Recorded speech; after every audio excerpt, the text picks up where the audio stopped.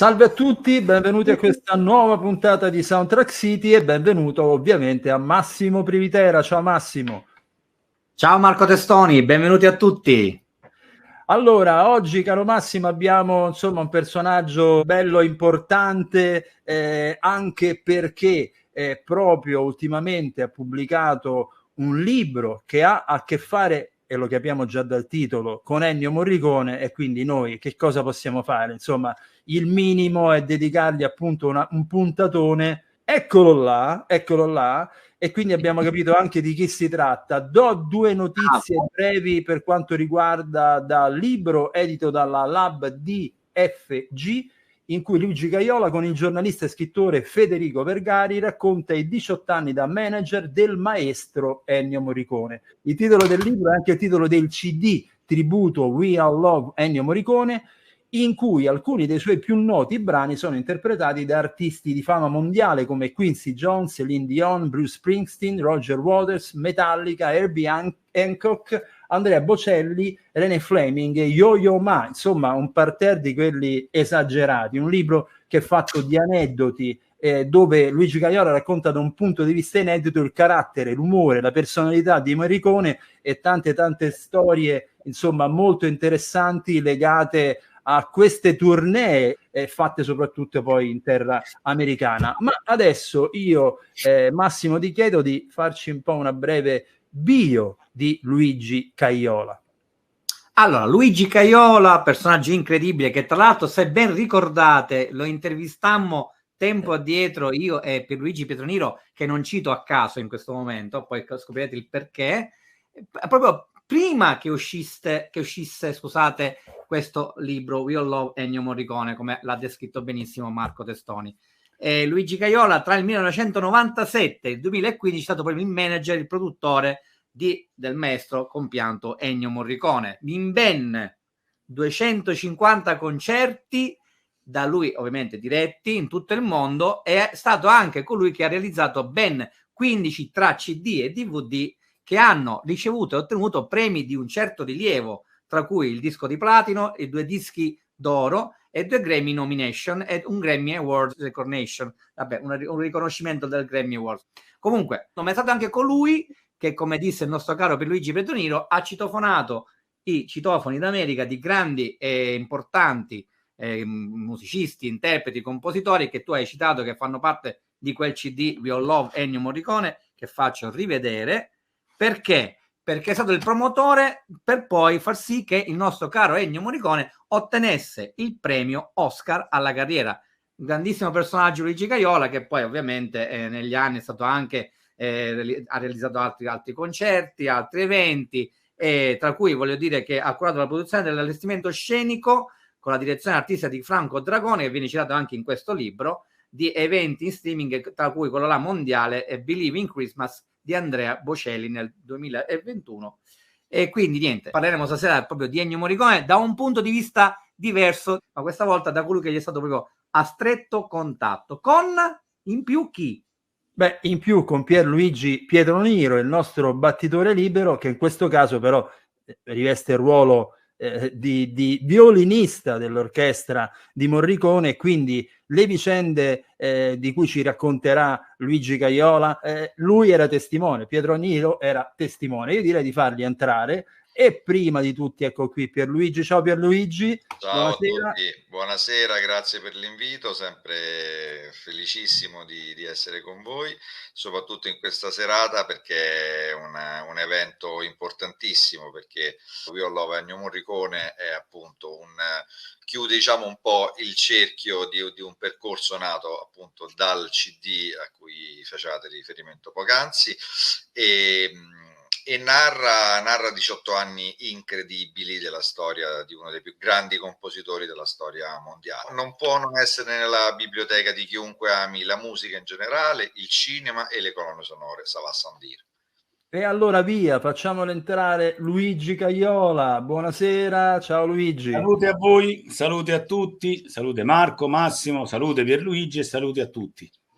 Allora, se Luigi è d'accordo, io gli faccio vedere subito un'immagine e poi lui questa immagine ce la spiega un po', perché È molto carina la cosa, ve la faccio vedere. Allora, il testimonial, diciamo così, di questo tuo libro è un topolino, e tu, da quanto leggo nel comunicato stampa, ti definisci il topolino della storia. Ci spieghi perché questa autodefinizione? Ma in realtà questa identificazione che io faccio in questo personaggio discende da una vicenda che caratterizzò la mia infanzia, perché mia mamma portava spesso me e mia sorella al cinema a vedere i cartoni di Walt Disney, che normalmente erano preceduti da brevi, in genere, documentari sulla natura, sugli animali, e invece quella volta il cartone era Il libro della giungla, ma prima di questo cartone lungo c'era un corto che si chiamava Il mio amico Beniamino, e raccontava la storia piuttosto inverosimile, insomma, di un topolino che si era accasato, aveva fatto la sua tana nella bottega di Benjamin Franklin, il patriota americano, nonché scopritore di tante, del parafulmine e di tante altre invenzioni.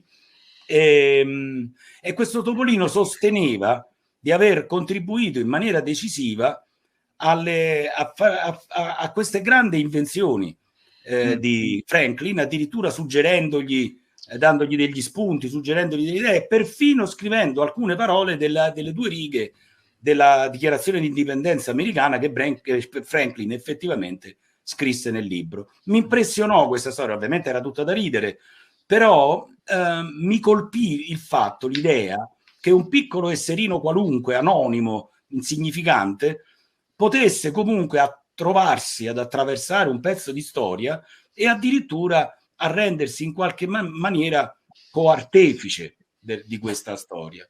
A distanza di decenni da quella memoria, mi è ritornata in mente questa immagine e mi sono, diciamo, sentito il topolino che invece che in casa di Benjamin Franklin ha fatto la tana in casa di un altro gigante che è appunto Ennio Morricone.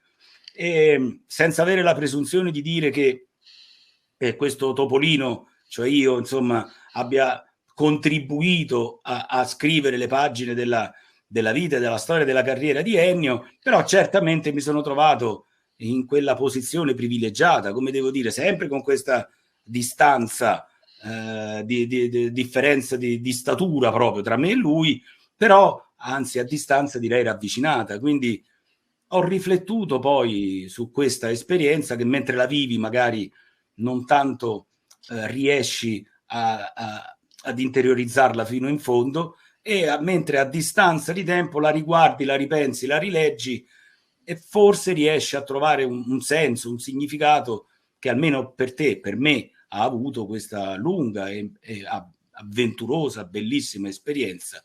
Ed è così che è nato questo libro. Come dico e finisco, l'ho scritto forse più per leggerlo che per scriverlo.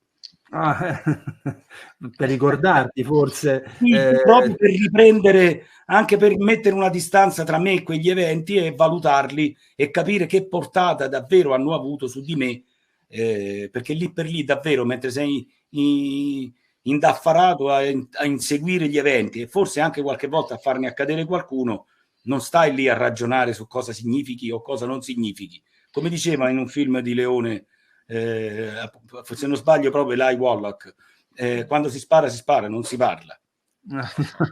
Se posso dire la mia, è un lavoro incredibile che Luigi ha fatto.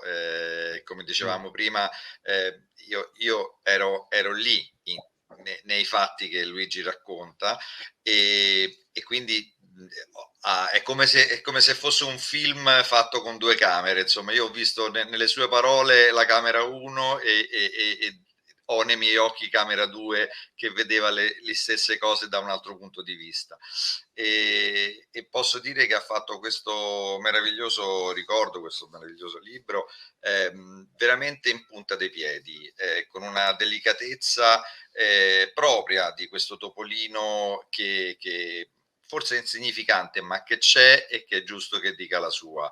e veramente, come poi ho scritto anche in quel piccolo scritto che abbiamo pubblicato con colonnesonore.net per la recensione del libro, è stato fatto veramente con grande rispetto di tutti i fatti che abbiamo avuto la fortuna di vivere. Senti, io c'è una cosa che volevo chiedere a Luigi e poi passo la parola a Massimo. Da quanto ho capito, insomma, il maestro, o perlomeno fino al tuo incontro, l'attività live del maestro era poca cosa, o perlomeno era molto limitata, ma c'è un aneddoto che si racconta e che mi piace molto leggere, perché sono 5 righe. In occasione del primo concerto a Londra, Ennio stava per fare il suo ingresso in scena. Un attimo prima di lui entrò sul palco l'addetto per posizionare le partiture sul leggio e il pubblico esplose letteralmente, tributando una lunghissima standing ovation a colui che pensavano fosse il grande maestro Ennio Morricone in persona. In effetti nessuno l'aveva mai visto prima, perché fino a quel momento Ennio non era quasi mai apparso né in TV né tantomeno in concerto. E in fondo sei tu che hai dato questa seconda vita del maestro. Guarda, io mi sono spesso interrogato su questo fatto. A guardare la cronologia, a leggere le date e la sequenza degli eventi, sembrerebbe senz'altro così. Di fatto c'è questa coincidenza, chiamiamola così, cioè quando io entro nella vita professionale di Ennio fa questo grande passo, perché veramente è stato un grande passo, con delle conseguenze anche importanti nella sua carriera, non dal punto di vista artistico, peraltro forse anche dal punto di vista artistico, magari torneremo su questo. Che età aveva Ennio quando hai iniziato? Aveva 69 anni quando io sono andato a casa. A 69 anni iniziare a fare lui fa questo grande cambio di questo, veramente un passo importante. Diventa un'icona pop a tutti gli effetti. Perché quel grande compositore, che noi sappiamo oggi essere stato Ennio, e che dai 70 anni in avanti anche il pubblico di tutto il mondo ha condiviso, era già il grande compositore assai prima che io andassi a casa sua. La vera differenza nasce appunto sulla sua notorietà. È diventato il volto pubblico mondiale. E certo, come diceva Pierluigi, è diventata questa icona pop mondiale, ma non a caso noi finivamo, e ci perdonerà Ennio per usare questo termine pop, che già lo vedo il grugno suo malgrado, assolutamente, sì, ma anche per una semplice ragione, non solo perché lui si esponeva, peraltro poco, perché ricordiamoci che noi facevamo un concerto pop di fatto, perché andavamo negli stessi luoghi dove c'era stata, che ne so, la sera prima Beyoncé, ecco, per dire, no? Ecco. Però la nostra star aveva questa prerogativa. Intanto entrava in scena con un piazzato di luci bianche, fine. Proiezioni, niente. Spettacolarità, zero. Ma deliberatamente. Perché sai quante volte? Noi abbiamo fatto 250 concerti circa in tutto il mondo. Secondo voi quante volte ci hanno chiesto di proiettare delle immagini dei film? 260. Perché qualcuno insisteva pure, no? Ma noi abbiamo sempre, e in questo devo dire siamo sempre stati ferreamente d'accordo con Ennio, perché lo scopo del concerto era proprio quello di riaffermare il valore, chiamiamolo così, assoluto della musica di Ennio rispetto all'utilizzo che di quelle musiche veniva anche bellamente, egregiamente fatto nei film. Io non voglio fare riferimenti, allusioni ad altri, ma ho avuto anche esperienze personali che mi hanno portato, per esempio, a non accettare di lavorare con altri, anche importanti compositori di musica per il film, esattamente per questa ragione. Perché questi compositori di musica per il film magari erano eccellenti compositori di musica per film, ma Ennio era un eccellente compositore di musica, punto. Per cui la musica ha sempre avuto una sua vitalità anche a prescindere dal film. Tant'è vero che molte delle persone che venivano a vedere i concerti i film non l'avevano manco visti.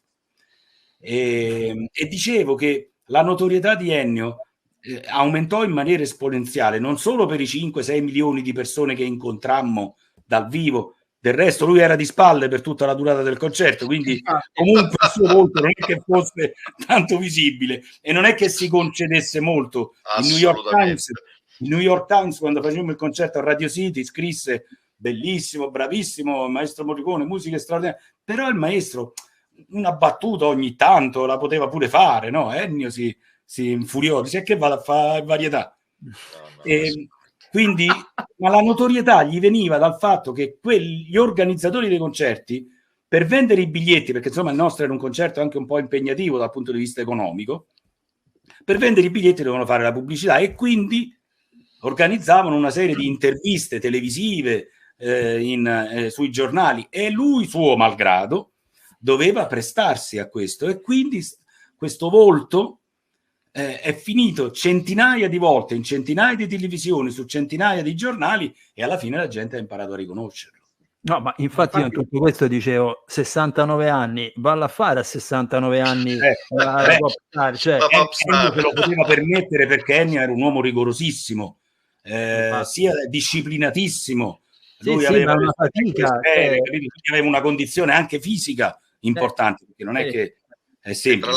Tra l'altro nel libro ci sono dei racconti tuoi che sono meravigliosi, quindi invito chiunque voglia conoscere questi retroscena meravigliosi col maestro che rifugge da qualsiasi momento mondano, ma parliamo di livelli pazzeschi, con la Los Angeles degli Oscar, con i più grandi autori, registi, eccetera, che bellamente vuole andarsene a dormire tranquillamente. Infatti, e a quello stavo arrivando, perché a parte il fatto che il racconto di Luigi ha la bellezza che non vivi solamente Ennio come ce l'hanno raccontato in tanti modi, tanti libri, anche libri non proprio ufficiali, diciamo così, tra virgolette, quindi non proprio vicini al maestro, ma la bellezza di questo libro di Luigi è che quando lo si legge, e da qui scatta la domanda, quando si legge c'è un'intimità profondissima che tra il serio e il faceto, che poi è l'elemento portante di tutta proprio l'organizzazione, la messa in opera di questi concerti straordinari in tutte le parti del mondo. E la cosa che mi piaceva far raccontare a Luigi, perché ce l'avevamo raccontata, la famosa cena post concerto con Renato Zero, che io mi ricordo che che se ce la racconti, quella io già mi sbellicavo solo leggendola, figurati, e poi raccontata da te che sei un grande narratore di varietà. In realtà poi quello, come altri episodi, ci restituiscono anche un'immagine di Ennio. Io non ho nessuna presunzione di descrivere in maniera definitiva, diciamo così, l'uomo e la persona, tantomeno l'artista. Io con Ennio ho avuto un rapporto fondamentalmente professionale.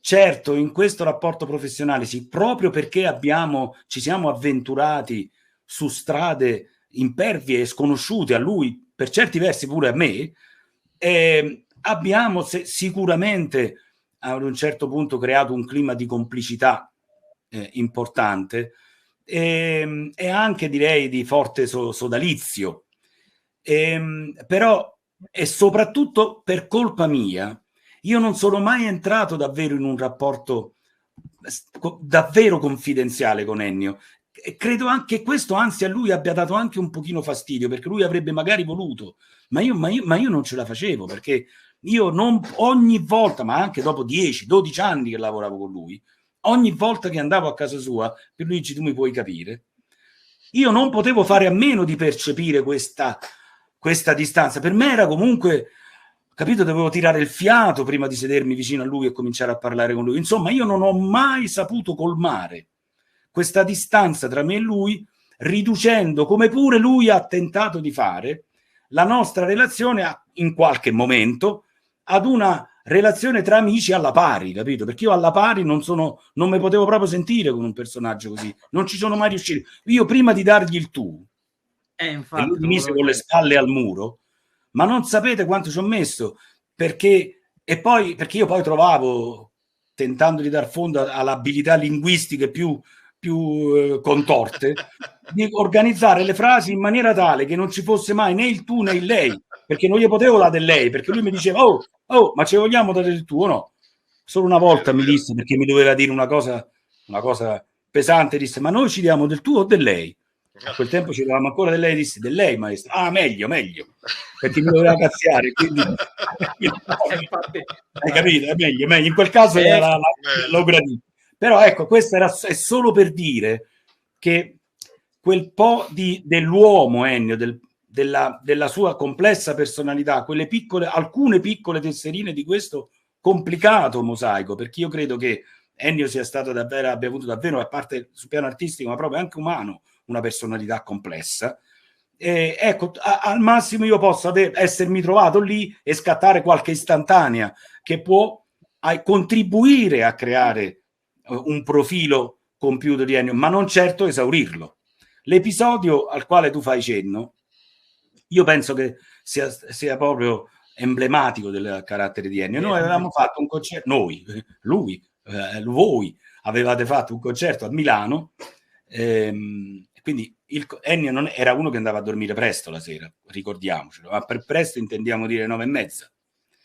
E allora già il concerto finiva quando finiva. Noi avevamo poi elaborato tutta una serie di stratagemmi per fare in modo che il tragitto dal concerto al tavolo per la cena fosse il più rapido e breve possibile, e quindi ma comunque tra fine del concerto, trasferimento dal luogo all'hotel, cena, anche una cena in genere piuttosto sbrigativa, frugale magari, e andare a dormire ne passava di tempo e si faceva tardi. Quella sera lì la cena si prolungò oltre ogni limite di sopportazione per Ennio. Perché?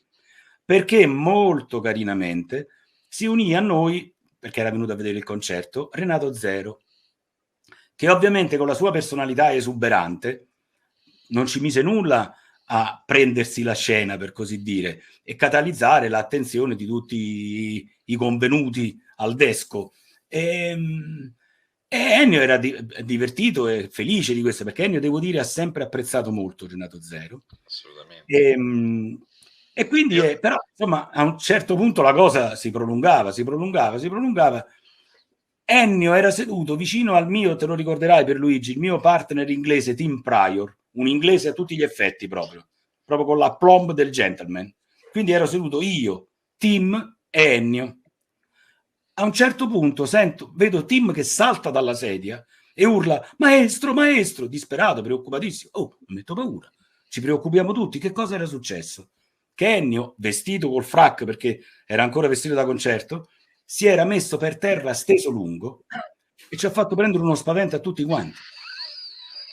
E lui, Ennio, seraficamente ha risposto proprio no, ma non vi preoccupate, non è niente, andate avanti, io intanto mi riposo. 5 minuti stavamo tutti nelle camere dell'hotel, quindi a dormire, quindi no, perché era quello il suo scopo, quello di dirci non è che abbiamo esagerato un po' con laurea honoris causa in comunicazione al maestro, sì, guarda, sicuramente. Ma una vera rock star, perché le rock star fanno sì. Ma guarda, questa cosa io quando l'ho letta, ma quando me l'ha raccontato Luigi, io proprio ho riso proprio ad libitum. No, ma ce ne sono di divertenti, però ma appunto che appunto danno uno dei tanti 360 gradi che formano, no? L'uomo conosciuto, il divo, l'artista, e quindi io rileggendolo mi sono profondamente commosso, perché veramente esce fuori la persona e l'amore, come appunto recita il titolo di questo We All Love, che è quasi riduttivo, perché lo traduciamo noi tutti amiamo Ennio Morricone, sembra un gioco di parole, ma è veramente pregno di un amore umano, musicale, perché poi il tutto si rifà al discorso del CD, non ci dimentichiamo, che venne prodotto da Luigi, e che fu eccolo qua, grazie agli effetti speciali della regia, e che fu praticamente la pista d'atterraggio alla Oscar alla carriera ad Ennio nel 2007. E lì appunto c'è l'uomo che citofonò i citofoni d'America, che suonò i citofoni d'America, come ti ho ribattezzato, che fece un lavoro incredibile. Senti, ma io invece voglio fare una domanda a Pierluigi e Luigi in contemporanea, perché tu, Pierluigi, racconti nell'articolo che hai scritto che Luigi si comportava proprio come un mister delle squadre di calcio, cioè veniva prima di ogni concerto a trovare voi orchestrali. Voglio dire, come vivevate la figura di Luigi, voi che ci siete stati, e soprattutto a Luigi chiedo, ma che siccome le orchestre sono tutte entità pulsanti, a volte pulsano bene, a volte pulsano male, allora che tipo di rapporti avevi con l'orchestra appunto di Morricone? Anche perché sappiamo che bene o male io credo che lo zoccolo duro degli orchestrali quello era, insomma. Beh, intanto la composizione, diciamo, degli interpreti della musica di Ennio era comunque complessa, appunto. All'incirca sul palco, a prescindere dalle provenienze, c'erano 200 artisti, insomma, tra professori d'orchestra e componenti del coro.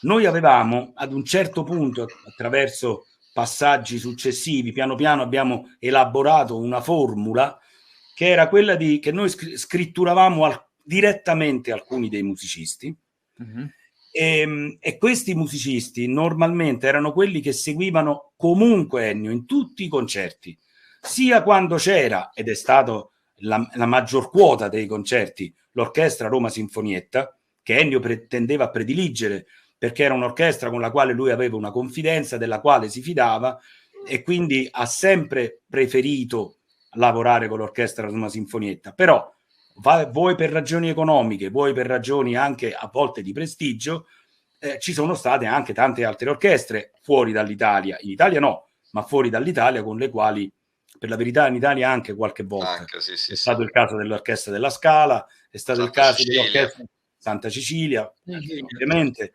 È stato il caso anche dell'orchestra ungherese, che ha fatto 2 concerti in Italia, ma normalmente in Italia lui lavorava con la Roma Sinfonietta. Perciò il mio rapporto con quei musicisti che noi scritturavamo direttamente e che ci portavamo dietro comunque, sia quando c'era sia quando non c'era la Roma Sinfonietta, è ovviamente stato più diretto, più intenso, perché appunto avevamo un dialogo diretto con loro, e quindi di loro mi occupavo più da vicino. Io e ovviamente il mio piccolo team, la mia piccola squadra, di cui faceva parte peraltro anche mia sorella, che un po' gestiva tutte le operazioni logistiche. Con l'orchestra invece normalmente io avevo un referente dell'orchestra, che nel caso della Roma Sinfonietta è sempre stato il maestro Lanzillotta, ma anche le altre orchestre avevano i loro referenti. Poi inevitabilmente con alcuni di questi musicisti, anche e per Luigi tra questi, primo fra questi naturalmente, anche quelli con i quali noi non avevamo un rapporto contrattuale diretto, per tante ragioni di vicinanza, a volte anche di comunanza, si stabilì piano piano anche un rapporto interpersonale al di là del rapporto professionale, e quindi anche alcune delle tante che potete immaginare, tante di tensioni, questioni, discussioni, o anche cose belle, insomma, che circolavano in questa complessa macchina, mi arrivavano anche per direttissima, diciamo così, attraverso il contatto diretto con alcuni di loro. Certamente io ho imparato a fare il mestiere che ho fatto stando sul campo, quindi io non sono mai mancato a nessuno di quei concerti, intanto, se non forse in un paio di occasioni, perché peraltro per ragioni di salute mi ricordo il Cile, e un'altra volta in Brasile, perché mi fecero tardare la coincidenza dell'aereo e praticamente non riuscii ad arrivare. Intanto perché Ennio comunque voleva che io stessi lì, ed era anche giusto, ma poi proprio perché io, mentre ovviamente la mia mansione fondamentale era quella di occuparmi sempre con i miei collaboratori di Ennio e dei suoi ospiti, però io vivevo il palcoscenico durante la preparazione, quindi quando per esempio Fabio Venturi ancora prima che arrivasse l'orchestra cominciava a verificare le questioni tecniche, io comunque lo seguivo, quindi l'allestimento, la preparazione del concerto l'ho vissuta sul palco, e poi ho vissuto il concerto da spettatore, perché non ho mai mancato uno dei concerti da spettatore. Io me li sono visti 250 volte, questi 250 concerti, una volta l'uno naturalmente. Quindi sì, certamente ho avuto un rapporto, ho partecipato molto, non sono quell'operatore che magari da Milano, dico Milano perché è la capitale del nostro mondo, in Italia, dall'ufficio di Milano gestisce i concerti e poi magari c'è il road manager, no? Che si occupa di questo. Io ho fatto anche in qualche maniera questa funzione non proprio operativa, ma certamente condivisiva della vita. Ho mangiato con loro dove hanno mangiato loro, qualche volta in maniera eccellente, qualche volta, non vorrei fare nomi, ma vedi Londra, un po' meno, insomma, quindi abbiamo condiviso avventure, disavventure, gioie e piaceri. Ecco. Esattamente così. Io poi un po' perché avevo un passato, diciamo, anche da piccolo organizzatore, ma insomma sono sempre stato molto affascinato dal lavoro di chi aveva la capacità, o mettiamo anche una bella dose di follia, di mettere in piedi un concerto con 200 persone sul palco, con Ennio Morricone, con ospiti importanti come la Dulce Pontes, insomma, ma quello che diceva Gigi prima, c'era una macchina così complessa che io poi, come nell'articolo sul libro che ho scritto, l'ho definito come se ogni volta si creasse una piccola cittadina che veniva creata e smontata in 24 ore, perché io credo che, Gigi, se non sbaglio, avevamo fatto un toto delle persone che gravitavano intorno a quell'evento di 2 ore e mezzo, 3, stavamo sulle 2500 persone alla fine, tra, no? Organizzazione, lo staff di questi mega stadi dove facciamo gli eventi, tutte le persone dell'accoglienza. Poi questa era noi non dobbiamo dimenticare che oltre alla nostra quota di operatori c'era anche la quota dell'organizzatore sul campo, che insomma non era indifferente. Noi facevamo concerti con 15.000 persone, quindi immaginate voi già soltanto l'apparato della sicurezza, della gestione, la protezione civile, le ambulanze che c'erano dietro, era una città. Io vedevo questa città che veniva montata e dicevo no vabbè, è una magia, è parte di follia sicuramente, ma è una magia. Vedere che, ecco, come diceva Gigi, non c'era un road manager che seguiva così asetticamente la situazione, c'era l'ideatore, il protagonista di tutto questo, che condivideva con noi i viaggi, le file del check-in degli aeroporti, ecco, magari qualche panino mangiato col sacchetto, col cestino tra una prova e il concerto, e c'era una persona che viveva epidermicamente tutto questo, lo viveva con noi, quindi come un mister veniva. E io poi, ecco, forse l'ho capito un po' dopo questo, ma a suo modo veniva, ci caricava, ci divertiva. Poi magari abbiamo fatto dei concerti dove praticamente siamo partiti alle 2 di notte con aereo, siamo arrivati alle 6 di mattina dall'altra parte del mondo, cotti come zucchine lesse, messi sul palco, soundcheck, concerto, mangiate, ripartiti, cioè cose anche abbastanza pesanti, ecco. E lui c'era e ti faceva vedere che era lì nella trincea con te, e ognuno con la dose propria di responsabilità, di stanchezze, di fragilità, ma eravamo tutti lì per un unico motivo, è quello di dare luce alle meravigliose composizioni di Ennio. Il racconto di Luigi è un racconto molto intimo, lo metto tra le virgolette, perché veramente quando ho letto il libro mi sono ritrovato, e qui ovviamente Ennio entra in campo pienamente, nella prima esperienza di Morricone con Giuseppe Tornatore, Nuovo Cinema Paradiso. Ho ritrovato quell'atmosfera, cioè il racconto di Luigi è come se fosse una sorta di Nuovo Cinema Paradiso letterario, perché c'è proprio tutto il viverlo Ennio da prima, durante e poi anche dopo. In tutto in mezzo ci sono i concerti, ci sono i DVD, ci sono i CD, c'è l'Oscar, ma soprattutto tutto questo viverlo è un viverlo intimo. E allora questa è la domanda: a parte tutti gli aneddoti divertentissimi, prima Luigi e poi per Luigi, un racconto che proprio vi ha colpito in maniera anche struggente? Ma devo dirti, vedi, che tu cogli un punto essenziale, perché io in realtà non ho nessuna pretesa in questo libro, intanto perché non sono uno studioso, intanto perché non sono un letterato, di raccontare e spiegare, svelare Morricone, piuttosto che il focus, diciamo così, l'obiettivo non è puntato tanto su Ennio Morricone, ma su quello che io ho vissuto come esperienza nella mia collaborazione con lui.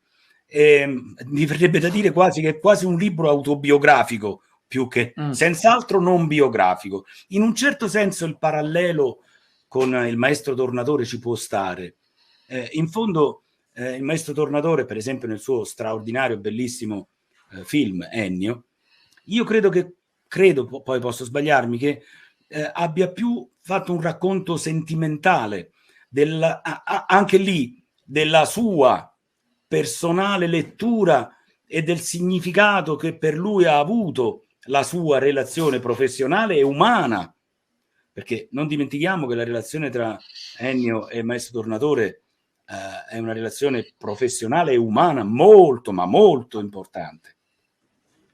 La differenza tra quel punto di vista e il mio punto di vista è data intanto dalla statura dei due soggetti e dalla differenza tra l'osservatore e l'osservato, o almeno l'origine dell'osservazione, perché lì abbiamo in Ennio due grandi che si guardano, che si parlano, una relazione di un grande con un altro grande, e qui invece abbiamo appunto il topolino con il gigante, e questo fa una differenza importante, molto importante, forse anche per il lettore, che per certi versi può sentire il topolino forse più vicino alla sua personale esperienza, quasi come se gli venisse a dire: vabbè, ma guarda, ma allora se l'ha fatto questo fesso qua, forse lo potrei fare pure io. E mi piacerebbe che questa fosse davvero la parola ultima su questo racconto che ho cercato di esprimere. Lì invece tu la distanza la senti non solo con Morricone, ma anche con lo stesso Tornatore. In più c'è una seconda differenza. Giustamente il maestro Tornatore vede l'uomo Morricone, l'artista Morricone, da un punto di vista, dal suo punto di vista di artista e di uomo di cinema. Io invece lo vedo e lo vivo, e l'ho vissuto, da non artista, ma da operatore di musica. E questa è una differenza importante, che peraltro è la vera cifra che ha caratterizzato la mia collaborazione con Ennio. Io lavoro con Ennio per 18 anni, forse addirittura lo induco o insieme scopriamo questa cosa e la viviamo, questa nuova frontiera, e la esploriamo così, senza neanche sapere dove andare a parare, quella dei concerti.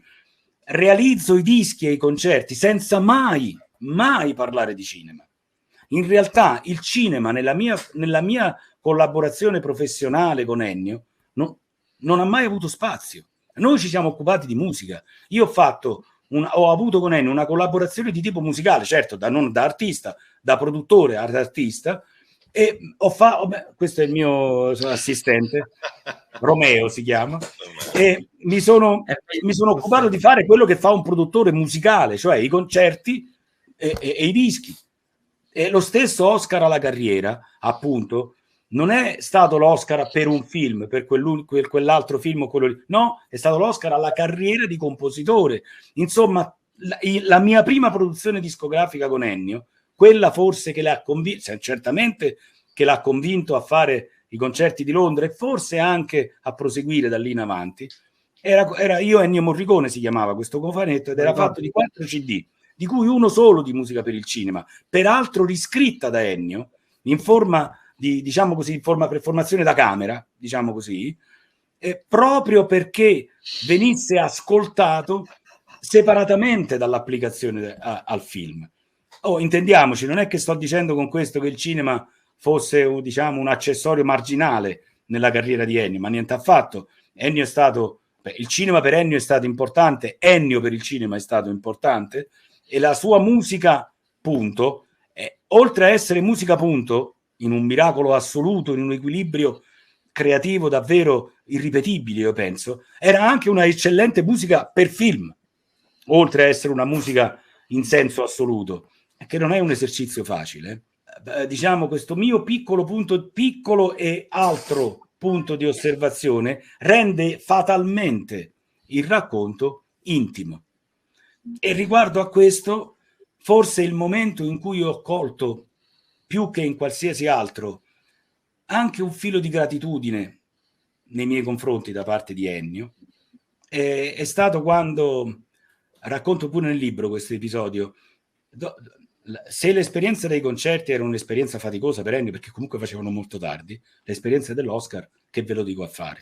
Noi l'Oscar finì, non mi ricordo più a che ora del mattino, poi ci fu la cena della Lolly, come si chiama lì, il Governor Ball, allora era Arnold Schwarzenegger, il governatore della California, e quindi c'era questa cena con tutti che venivano a seguire Ennio, anche Martin Scorsese, mi ricordo, tra gli altri. Insomma, non finiva più sta serata. Alla fine addirittura lo convinsi, mio malgrado, a fare un passaggio che era doveroso alla festa di Vanity Fair, perché si usa, e lì c'erano tutti, un altro tappeto rosso, tipo alle 3-4 di notte, di mattina, un altro tappeto rosso, ancora i fotografi, lui con la statuetta. Entrammo lì, feci giusto in tempo a sbirciare Madonna, che mi parve volerci raggiungere per salutare Ennio, che Ennio mi disse: oggi portami all'albergo, non gliela faccio più. E allora lì veramente disse: vabbè, forse ho esagerato un po'. Prendemmo la macchina e tornammo in hotel. Eppure, dopo tutto questo, invece che precipitarsi in camera, mi chiamò e mi disse: oh, ma la vogliamo fare una foto insieme? E con la statuetta in mano fece quella foto che è rimasta per sempre. Io non gliel'avrei neanche chiesto, forse, che ne so, ma volle lui fare quella foto lì per me. Certo, lui che se ne faceva di conservare la mia facciaccia nel libro dei suoi ricordi, ma consegnò a me, ecco, questa foto qui, esattamente.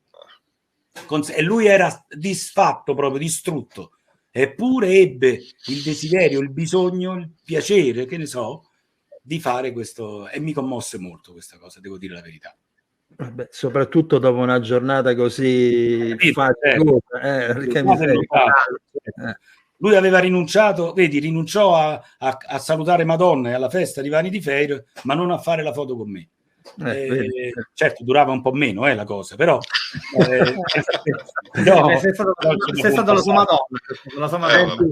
Pierluigi, invece tu un tuo ricordo però riferito a qualche tournée, a qualche sì, no, ma vedi, guarda, Gigi ha chiuso con questa parola commosso. La commozione per me è il rigore, e la commozione sono, diciamo, le due cifre che mi descrivono così nel mio immaginario la personalità Ennio, e la persona che mi ha insegnato a piangere. Ennio è una persona che si commuoveva spesso, e perfino all'Oscar. Esatto, perché a un certo punto quel sentimento, quell'emozione, così come il riso, che possiamo ridere pubblicamente, ma perché non possiamo piangere pubblicamente? Sono due facce della stessa medaglia, no? E quindi la commozione, quel momento lì in cui le lacrime ti sgorgano a fontana, e si arriva come una bella risata, uno se le prende e finisce così, è una cosa meravigliosa.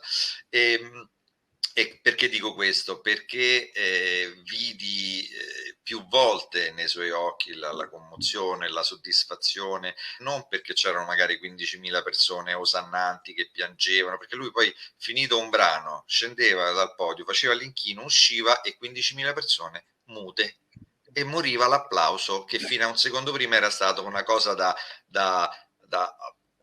follia, praticamente, da pop star, e lui proprio non sapeva minimamente, no, fare quel piccolo gesto, un ciao lontano a quelli su nelle più ultime fiche, non ci pensava, faceva un inchino e usciva proprio come un manichino, praticamente. Quindi era proprio, non ce n'era minimamente di volersi concedere in quel senso.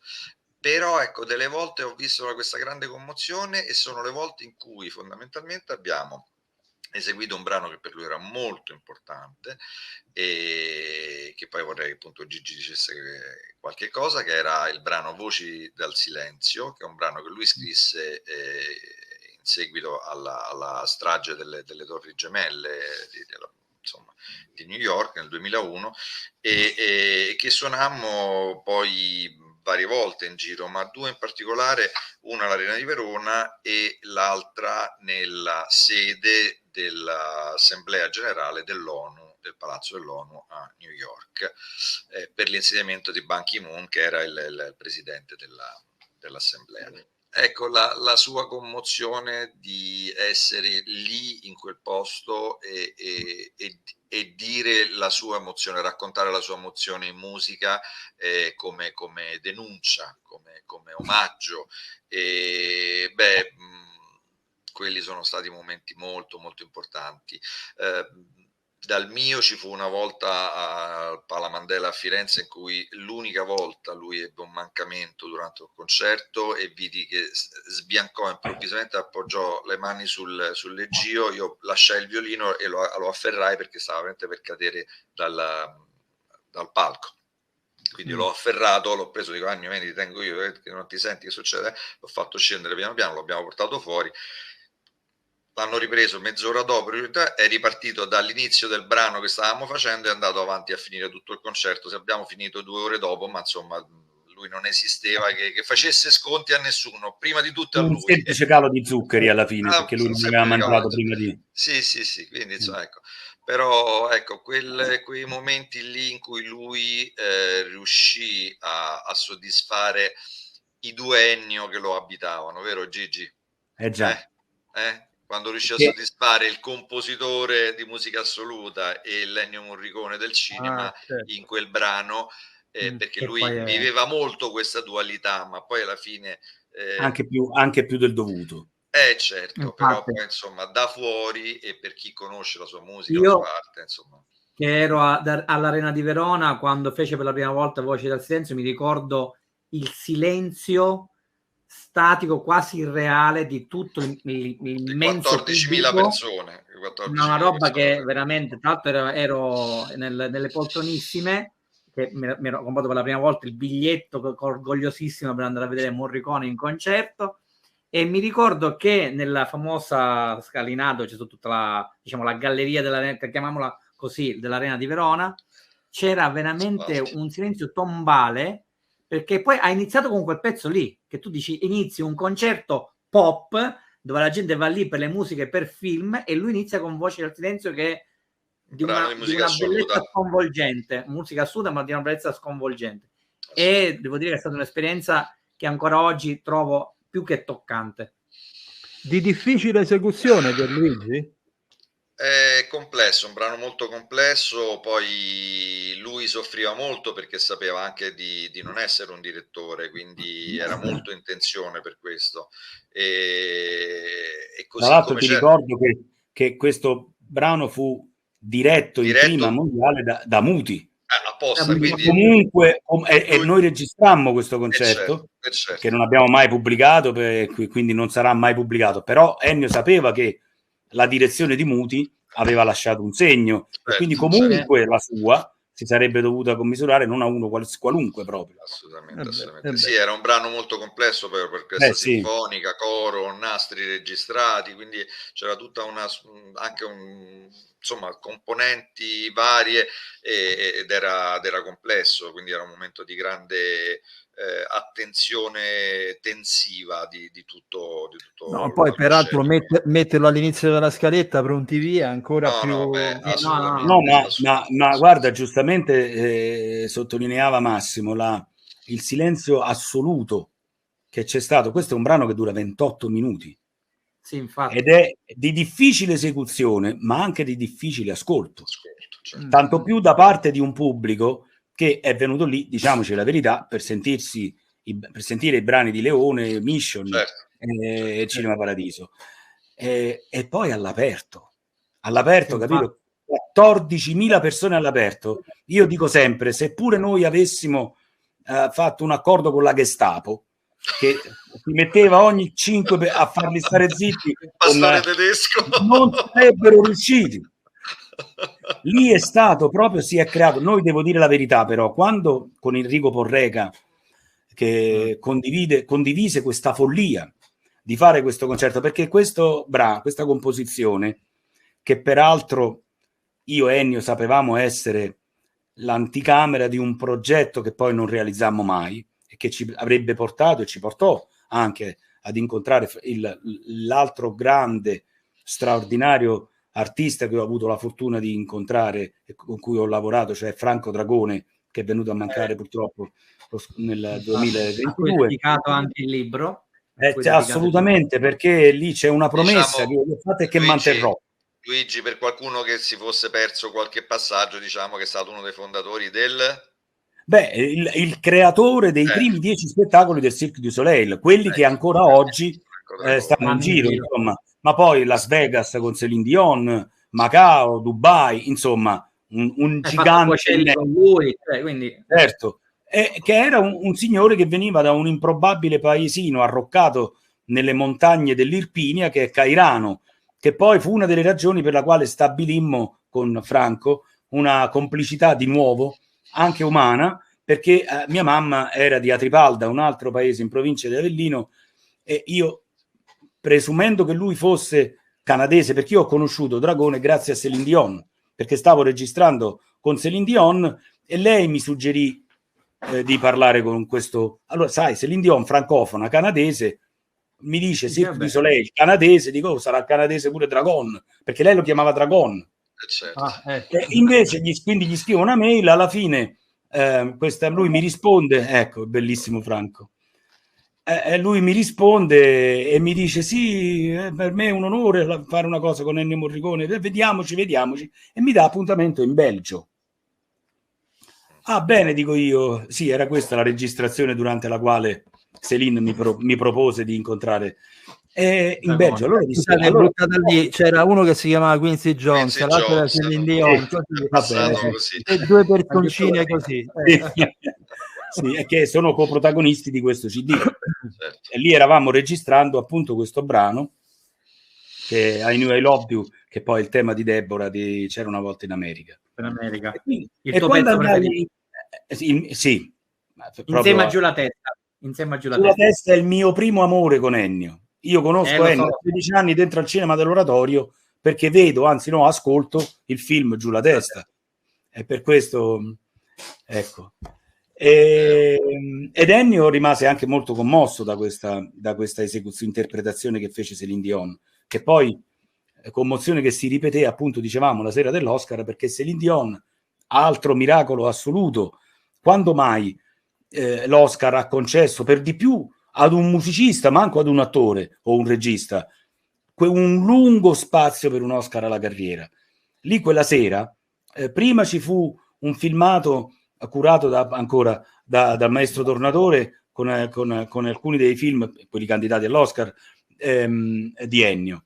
Poi ci fu Céline Dion che cantò questo brano e quindi finalmente Ennio entrò sul palco chiamato da uno che passava di là per caso, Clint Eastwood, ecco, che aveva vinto peraltro, così mi disse la produttrice, un duello con De Niro, perché voleva De Niro dargli l'Oscar, ma lui scusa, qua siamo a Hollywood, devi lasciare stare, fai il boss a New York ma non a Hollywood. E lui si commosse di nuovo quando ascoltò questa esecuzione, una commozione che poi si portò anche sul palco. Infatti all'inizio, insomma, inciampò un po' nel suo discorso, mettendo anche in difficoltà, vabbè, sto dicendo troppe cose. No spoiler. Vai.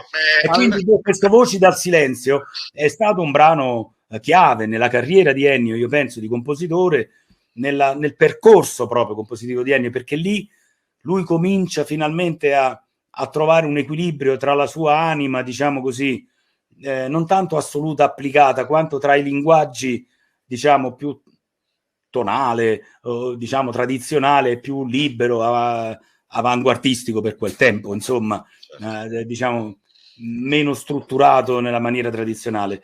E questo doveva peraltro appunto far parte di un progetto che poi non realizzammo, di una composizione complessa che poi Franco Dragone avrebbe dovuto mettere in scena. E quella esecuzione lì all'Arena di Verona, tra l'altro, fu trasmessa in diretta da Radio Italia. Immaginate Radio Italia che trasmette in diretta per 28 minuti. Guarda, fu un miracolo assoluto, però noi lo preparammo, devo dire la verità, perché Ennio volle e disse va bene, la facciamo sta pazzia, disse a me e a Enrico Porreca, però voi dovete avvertire il pubblico, io vengo apposta a Verona ad organizzare una conferenza stampa, cosa che non faceva mai, in anticipo, con qualche tempo in anticipo rispetto alla data del concerto, perché voglio spiegare alla gente, preparare il pubblico che entrerà e assisterà ad questa lunga composizione, che peraltro era dedicata alle vittime di tutte le stragi della storia dell'umanità, quindi aveva anche un valore morale importante, e quindi noi battemmo molto su questo, e quindi la gente, su questo elemento, il pubblico venne già preparato ad ascoltare un'opera impegnativa però mai avremmo potuto pensare che sarebbe stato in un silenzio, come dici tu giustamente, assoluto per 28 minuti all'aperto, 14.000 persone, che se anche qualcuno faceva un colpo di tosse, già si sarebbe sentito in quel silenzio. Era veramente stato un miracolo. Comunque posso dire una cosa, diamo al pubblico anche... Cioè, molto spesso si tende a pensare che il pubblico sia una sorta di agglomerato di minus abens che stanno lì. Non è così, non è così. Io credo che Morricone ha dimostrato proprio questo, cioè Morricone ha dimostrato che si può andare al di là del pop, che si può andare al di là dei cliché di cui noi siamo pieni, facendo musica assolutamente, come in questo caso, non consona a quelli che sono i dettami, voglio dire, di una certa, non fatemi dire, di una certa politica culturale completamente sballata che sta dando poi dei frutti che noi vediamo benissimo. Hai detto una cosa giustissima, che poi dobbiamo ringraziare Morricone e Luigi e chi con lui ha messo questo po' di macchinario enorme, concertistico e non solo, musicale nel senso tout court, perché Ennio è stato colui che finalmente ha sdoganato la musica per immagini senza le immagini concertisticamente in Italia,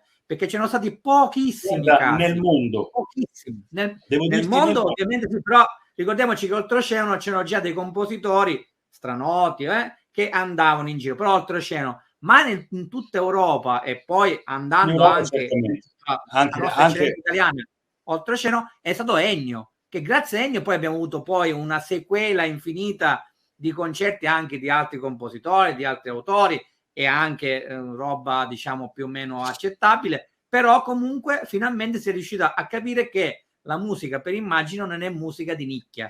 E forse un Hans Zimmer deve qualche cosa alle famose tournée di Hans Zimmer, che però lì ci sta una cifra anche un po', lo dico, mi dispiace, un po' coatta, che non mi sembra che aveva il maestro, però io credo che quel tipo di organizzazione lì, quel tipo di visione, se non ci fosse stato il buon Luigi e soprattutto ovviamente il buon Ennio Morricone, forse nessuno avrebbe dato credito che anche un compositore di musica per immagini potesse fare quel po' di roba che fa appunto Zimmer adesso. Io però purtroppo devo organizzare una chiusa a questo nostro discorso che per me potrebbe andare avanti ore e ore. Io l'avevo detto, dobbiamo fare una serie. Racconto, ma posso dire che Luigi ha un eloquio niente male, ma anche un eloquio ben costruito, cioè non parla semplicemente. Sì, nel senso sa organizzare, è piacevole da intervistare, ecco, questo volevo dire. Senti, prima dell'ultima domanda, amico mio, scusa, prima dell'ultima domanda, chi non si fosse dimenticato cosa abbiamo detto nell'introduzione, si può andare a vedere le nostre puntate, credo che se fossero 2 o 3 due puntate storiche in cui abbiamo chiacchierato io per Luigi e Luigi, figurati, e lì e non c'ero neanche io, quindi sai quanto siete allargati proprio.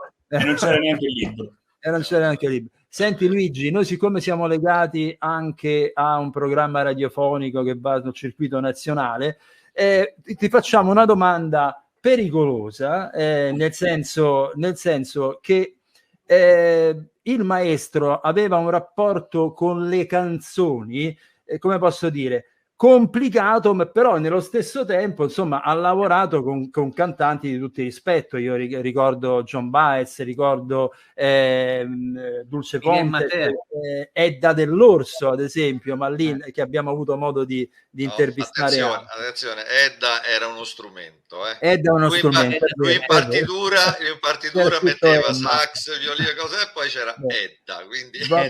Edda, scusate. Allora io invece voglio chiedere chi era un artista tra tutti quelli pop di cui si è circondato, di cui aveva una particolare stima Ennio Morricone? Ma devo dire la verità, Ennio, che io ho spesso sentito dire, qualche volta ha anche detto pure a me, che lui non era proprio capace di scrivere le canzoni, e grazie a Dio, perché così facendo, per esempio, ha scritto delle canzoni basterebbe citare soltanto Se telefonando, che non per niente si elevano proprio dalla media anche delle belle canzoni, perché la forma della canzone lì si fa perfino fatica a trovarla. E proprio questo conferisce questa sensualità, questa originalità a questa, come anche ad altre sue composizioni. Peraltro non dimentichiamo che Ennio è stato un eccellente arrangiatore di canzoni. Sono quelle meravigliose cantate da Mireille Mathieu, che sono meravigliose. Non solo